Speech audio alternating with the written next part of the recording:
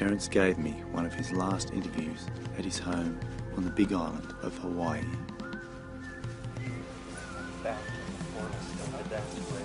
It's too bad we don't have more time. Terence had tried many natural therapy cures and had also recently undergone gamma knife surgery to try and remove the tumour. You've been here for a while? Oh, I finished the house about 2.5 years ago and was here about 2.5 years building it, so...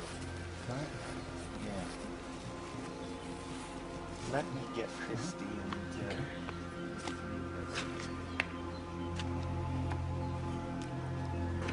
Everyone was hoping for a miracle.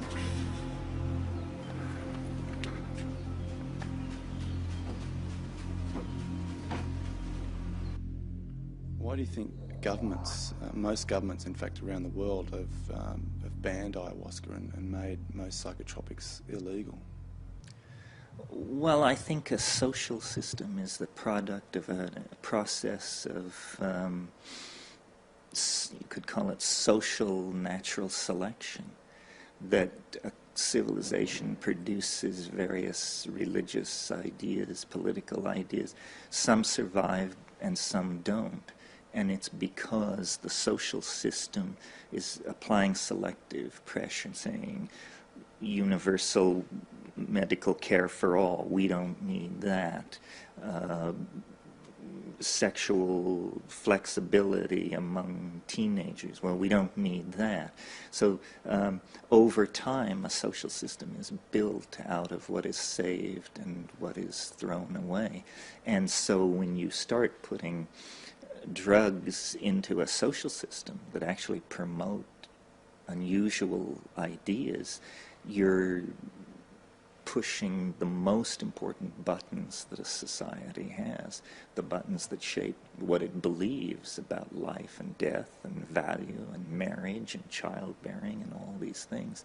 And so that's very sensitive stuff and inevitably becomes a point of contention.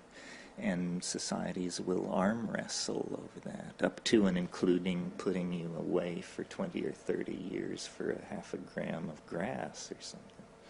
The war on drugs that America's sort of pushing around the world, what do you think the effect is of that, and who's really behind it, do you think? Well, wasn't the struggle against communism a kind of struggle against ideas and who thinks what and who is permitted to believe that people should be paid more than $3.80 an hour for whatever labor they're asked to do and some of this other stuff. So capitalism, if it doesn't have enemies, it will create enemies. It will point out these people or these people. And so I think it's a thing like that, that it's a struggle to control the political agenda. And I'm not a Marxist, I don't have much patience with that, but I do think how Marxism has talked about the value of work and worth and the productivity of the masses and all that rhetoric carries right over into the so-called war on drugs, which is really a war against other people's values. It's a continuation of the Holocaust and cultural genocide and all the other efforts made by the phenomenal success of capitalism to shove its agenda down other people's throats. What do you feel about the fact that people could be put in jail for 12 years for drinking this stuff? Well, it's a disturbing tendency. I mean, it means that at least the U.S. government has made a decision somewhere to push hard against this, which is always the first strategy. The first strategy is push hard against some trivial thing, cannabis or LSD or something like that. And then once defeated in that strategy, then there is usually a period of negotiated, an effort to create some kind of negotiated settlement. And then once that fails, there's usually a squaring off and the issue is minimalized and translated into something trivial, and we move on to the next great social issue. Crazy. It's crazy. What do you feel about the synthetic DMT and ayahuasca now being available? You know, do you think that the magic is lost when it's synthesized, and there's no real ritual aspect to the taking of ayahuasca?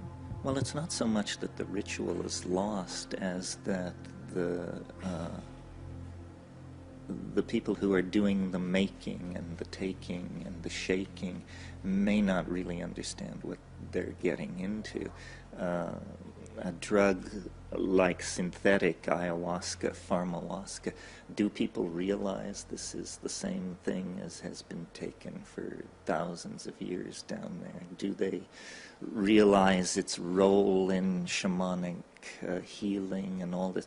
It's just one more example of how everything is desacralized and corrupted, because first ayahuasca has never been heard of, and the next thing you know, everybody wants it because it's all anybody's talking about. So it goes from this mystery to being a kind of a fad or a rage, and then it becomes an income source. And once it becomes an income source, it's a commodity like journalism, sex, aluminum, whatever is being peddled on the open market. I would prefer to see ayahuasca remain at the status, let's say, of peyote, where the native peoples who are into it sort of keep the faith, understand how to make it, and talk about it. And when there's a question as to what it all means, then you go back to those native people and listen to their myth and all that. Mm. There is data to show that ayahuasca is medically effective against malaria and intestinal parasites and things like that. So really, it's a basic part of this native medical system.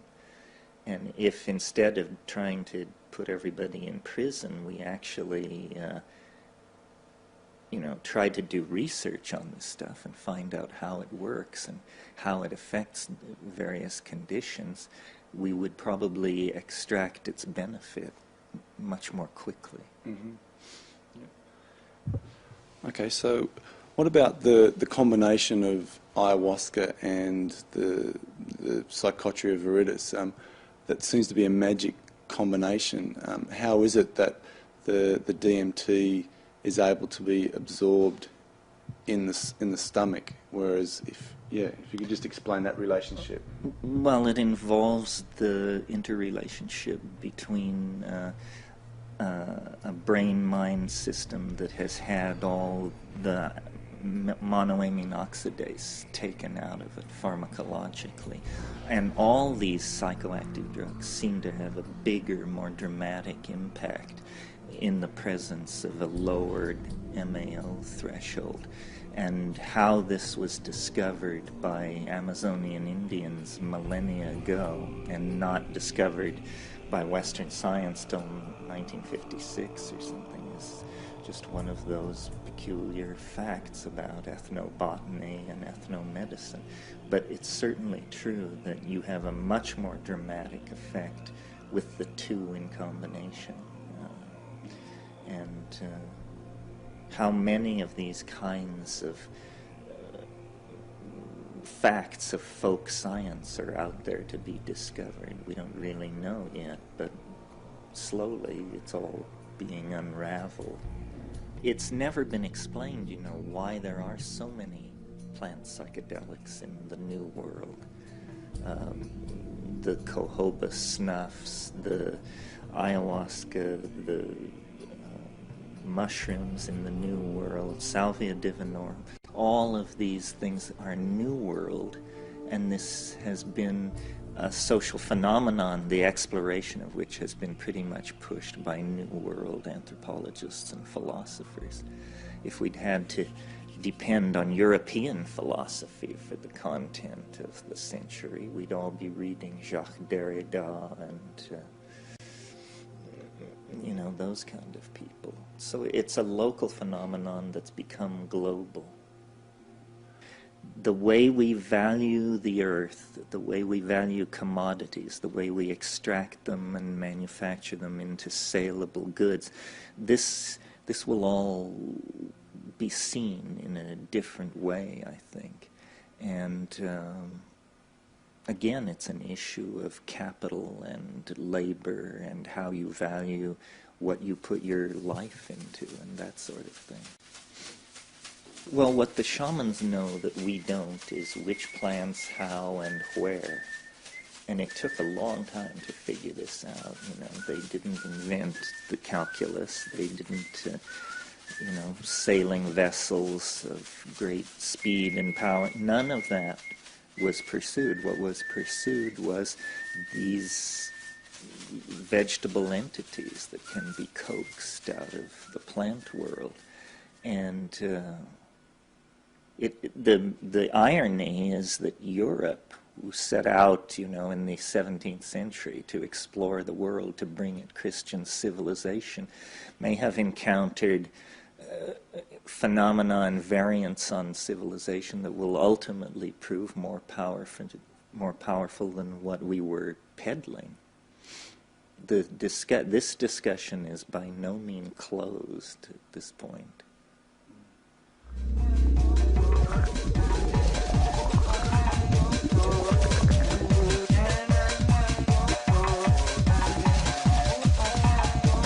I thought I knew a lot about psychedelics before I encountered DMT, and it showed me that I knew virtually nothing. This is salvia divinorum. Oh yeah, this is a great shot. Full flower. Uh-huh. Oh, wow. Yeah, you rarely see it so dramatically in flowering. This one. Yeah. Salvia divinorum, yeah. And what Purple flowers. what are the effects of these? What part do you use? You use The the leaf. leaf, and it has a compound called alpha-salvinorin in it, and it's very easily grown in the right soil. Roll up 80 leaves and chew them. Yeah. And You just chew it. Chew it. And what's And the eat it. effect? And eat it as you're. That's Oh. how the Mazateks do it. Oh, mother. And what's the effect of it? Very Hallucinogenic, strange, psychedelic. very hard to describe, but Psychedelic. not really understood or known until 10 years ago or so. You know?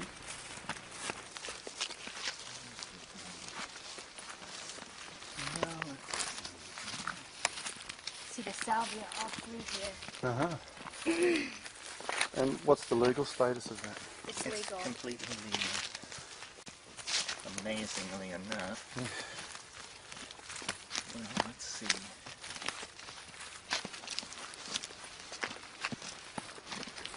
This is ayahuasca.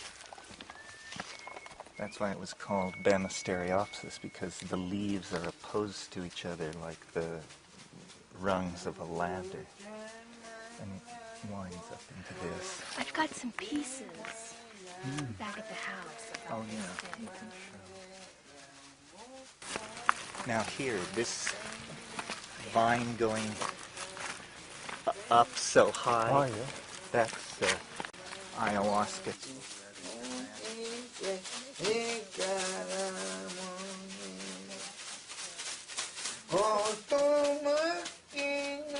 Well, I think the shaman offers an immense example of courage. The shaman is not afraid of things which modern, postmodern people are afraid of, specifically madness, a kind of madness. People are afraid of drugs because they associate it with some kind of ultimate unhingement. As we gain shamans who can speak to us in our own vocabulary, this will fade away. This is, to some degree, the motivation for my career, is basically to say, to give people permission, to say, it's safe, it's scary, it's weird, but you're not going to end up in a straitjacket in some back ward. You'll live through this. It's no more terrifying than the world's largest roller coaster or one of those places. So permission is what I find people want from me. They want me to say, yes, I did it. It was very scary. I lived to tell the tale. That was an experience which I'll never forget. Showed you there were more rabbits in the field than you thought, right? I've been wondering how to explain it. I mean, I know it's nearly beyond explanation, but for you, what happens for you when you smoke DMT? I go to a place where language finds it very hard to pull over and look around. It's almost as though it takes you to a world that is not Englishable, and I suppose Germanable and so forth. But as a native speaker of English, that's what it looks to me like is happening, that the vehicle of language can only... Yeah, it breaks down, and no matter how you try and claw the air, it doesn't quite come over and give itself to you. So that's fascinating to me as a writer and a storyteller and someone with an interest in narrative and all that. The idea that there would be realities that you couldn't wrap a description around is fascinating, and it grows more fascinating as life moves along. It seems like a miracle, you know, an absolute miracle of some strange sort in the area of cognitive construction is taking place. How can someone benefit from that experience? Well, some philosophers would say such a thing is impossible. There aren't unspeakable realities. Somebody else would say, well, it's this or it's that. So it sheds light on certain questions of philosophy and heuristics and all that seems to me that it gives real answers. I mean, maybe you don't believe these answers, but I know a convincing argument when I see it. And if anybody with argument could do to you what DMT does to you, you'd embrace it in a hurry. What about ayahuasca? I mean, what do you think are the main benefits from people taking that in a ritualistic sort of context? Well, we're long away from ritual.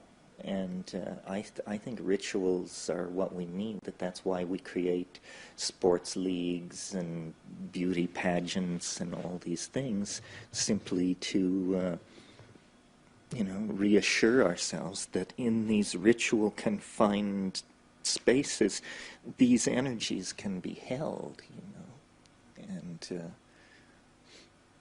it's the part we are most distant from. And do you think you need a shaman to take you on those rituals, or is the plant itself enough? No, the plant is more impressive. If it were a shaman, people would say, well, it's show business. I mean, I saw a guy cut a woman in half on stage once, or I saw this, or I saw that. But I think the fact that, in the case of DMT, a match head-sized piece of orange wax can pull your entire philosophical world out from under you in about 15 seconds is very, very interesting. I mean, how long did it take you to learn to talk? 2 years or a year and a half? How long does it take you to DMT? Oh, about 30 seconds, So it's very interesting. We've created enough alienation that it seems as though we are going to explore the uses of these shamanic technologies. So the high-tech culture, the scientific and materialist culture, seems to have made a choice to explore these things.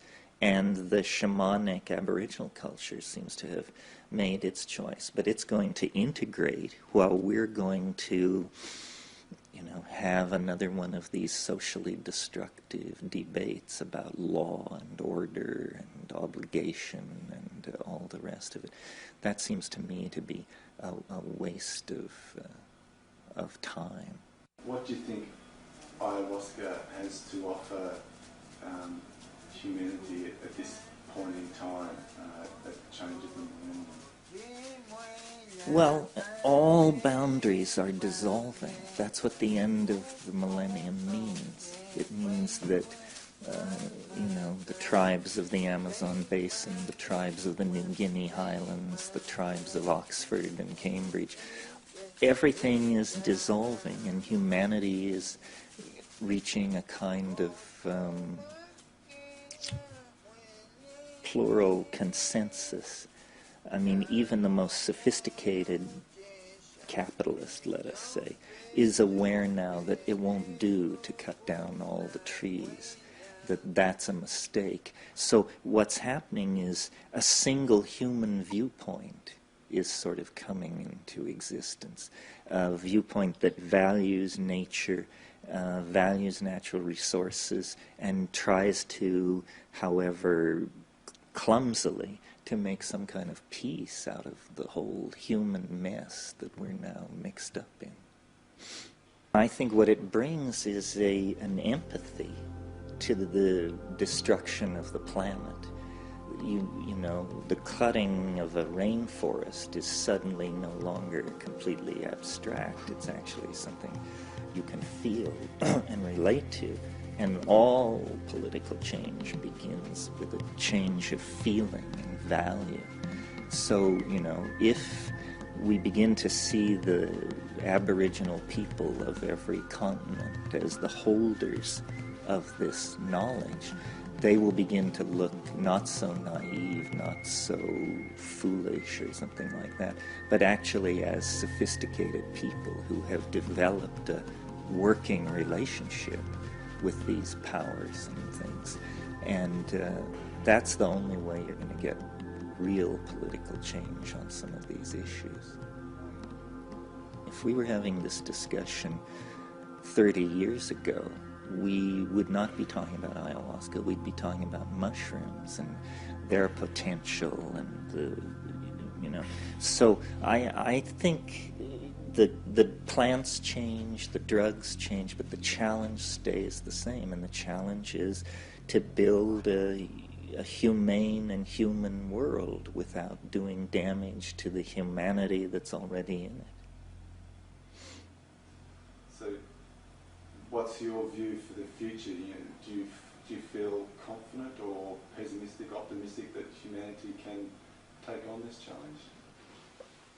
It requires dedication and intelligence, not so much among our shaman and our inner voyagers, but among the legislators and the people who actually are going to have to make the social change. That's why what goes on in the Netherlands is so important. These are the most liberal people in the world. Well, are they liberal enough to actually change the basic structure of their society? I mean, talk is easy, but can they actually make the change?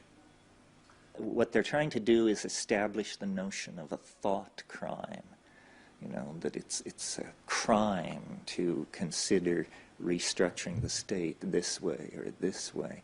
And that will, if we have not learned anything from the 20th century, we should have learned that wars of ideology are hopeless and just bring incredible grief and loss of life. So I'm hoping that what the 21st century can mean is movement beyond ideology and an actual rational, and I think it is rational approach to integrating the irrational into how we think about society, city planning, social management, and all the rest of it. So what were you saying about the patenting of ayahuasca? Well, some years ago, a dozen years ago or more, a fellow patented ayahuasca. Somehow this happened. It's not supposed to be possible with plants. And then a group of several South American tribes put a lawsuit on him. And it took a lot of money and years to work this to the Supreme Court. And about 2 weeks ago, the Supreme Court ruled that you can't patent a plant, that a plant is not an invention. It's not made by human genius. It is a product of nature. So no plants can be patented, and that patent was declared void. So that's a good thing. There is a thing called the UN Convention on Narcotics, which was something that when the US and NATO and all that completely controlled the UN, they produced this document, which if you signed it, you were basically joining this club which said you would commit resources, time, manpower to eradicating all these drugs. And that was pretty much done through the late 50s and then on into the 60s. And then, of course, LSD was very threatening because you can get, 100,000 hits under one postage stamp. Well, for somebody who's trying to control something that they look upon like nerve gas or something, a weapon, quote, weapon, with that kind of a description makes people very nervous indeed. And so it came out of that. So why do you think psychedelics are so threatening to these establishments?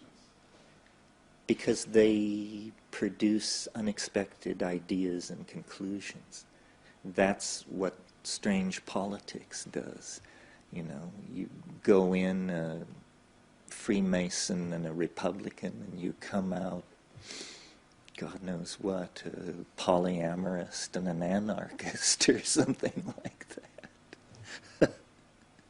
You talk about the dominator culture in your books. What do you think that has any reasons why these plants have been made illegal? Yeah, because they nibble away at the edges of orthodoxy. I mean, once you get the idea that a mushroom can talk to you in your native language and propose various things, life never looks quite the same again, you know. I mean, in a sense, you could say civilization was the journey from fairyland to scientific materialism. Well, then there you are. You think you've conquered scientific materialism, but here's a mushroom, here's a vine, here's a morning glory, and they all give you a message back that is just so peculiar, you don't know what to do with it. Well, there's a lot of evidence and discussion about whether or not it gives you telepathic powers or science fiction-like powers. This could be. I mean, two brains 6 feet apart are both biochemical oscillators.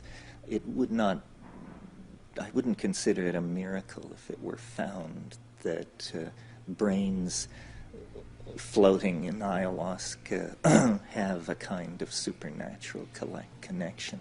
And if the tendencies of past history are to continue, that's what it would have to be, that we're on the brink of designing drugs, of moving our technological design process to a point where we can actually design drugs that extract power from them that we never had or dreamed of before. And that would carry us well beyond the Industrial Revolution. I mean, that would be the new world. And just again, briefly, your recent journey, facing whatever it is that you've faced, death, whatever. I mean, has there been any revelations for you about your journey, about death, about where you're going? You mean you're referring to the fact that I have glioblastoma multiforme, which is a form of brain cancer? Well, I wish I could say I'd had more insight into death. I've had a fair amount of insight into dying, which I find a very alarming prospect. Death itself is so far beyond ordinary experience. The threat of dying doesn't really move you toward understanding it.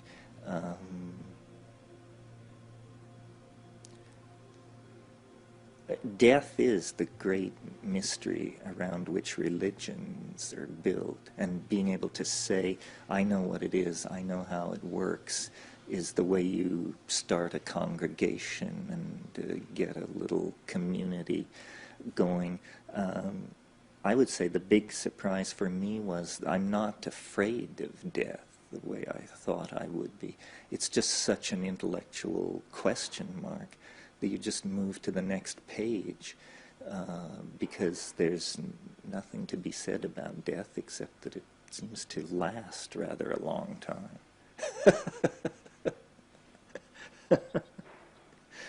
If you have one thing that you wanted to say to people from all your learnings that you've had, through your life, what would that one message be to someone? That following your own curiosity is a better method for exploring the world than any of the methods offered. Sheer curiosity is the thing that I've always let carry me along, and I have no regrets about any of this. I think it's worth the life to put these issues in front of people.